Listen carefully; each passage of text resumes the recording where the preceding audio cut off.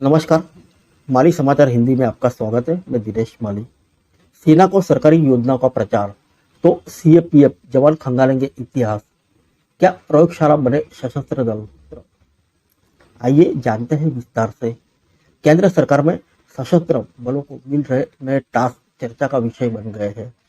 एक तरफ भारतीय सेना को सरकारी योजनाओं के प्रचारक की तरह इस्तेमाल करने की बात हो रही है, तो दूसरी ओर केंद्रीय अर्धसैनिक बलों को इतिहास खोजने का टास्क दिया गया है।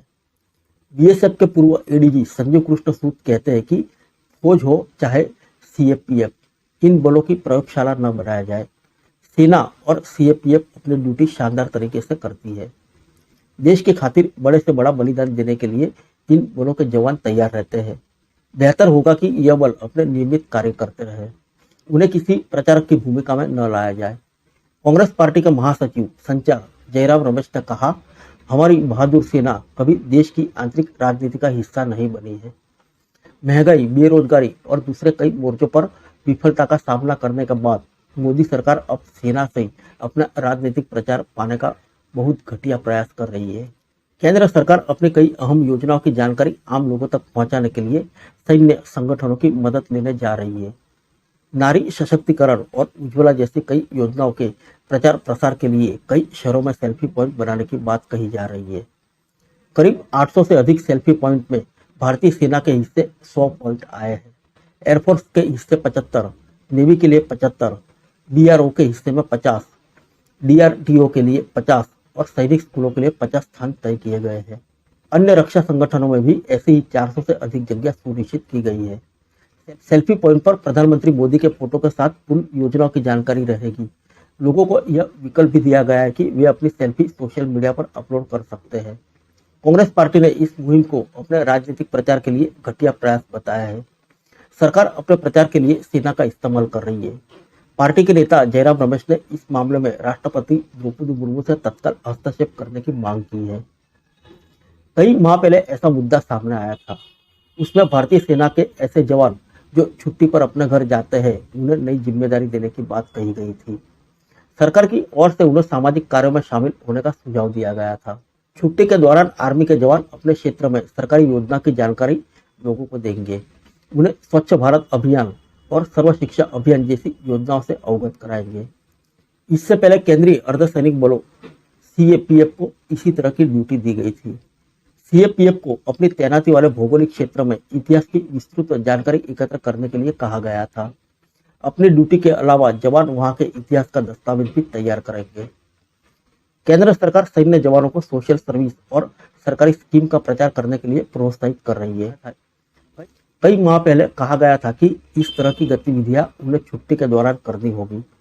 सरकार का मकसद यह है कि जवानों को सामाजिक सेवा से जोड़ा जाए। एडजुटेड जनरल की ब्रांच के अंतर्गत सेना के समारोह और कल्याण निर्देशालय द्वारा गत मई में इस पत्राचार किया गया था।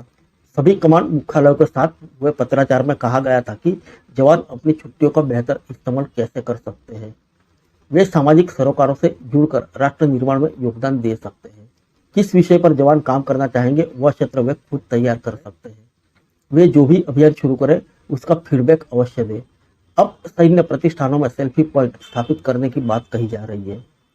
देश के दूरवर्ती इलाके जहां नक्सलवाद की छाया है या वे आतंकवाद से प्रभावित है, वहां पर केंद्र सरकार की योजना का रिपोर्ट कार्ड तैयार करने की जिम्मेदारी सीआरपीएफ को सौंपी गई है। उत्तर पूर्व के ऐसे राज्य जहां किसी उग्रवादी समूह या दूसरी बाधाओं के चलते सरकारी योजना आम लोगों तक नहीं पहुंच पाती है, वहां पर सीआरपीएफ के जवानों द्वारा घर घर पहुंचकर लोगों को योजना की प्रगति रिपोर्ट लेने की बात कही गई है।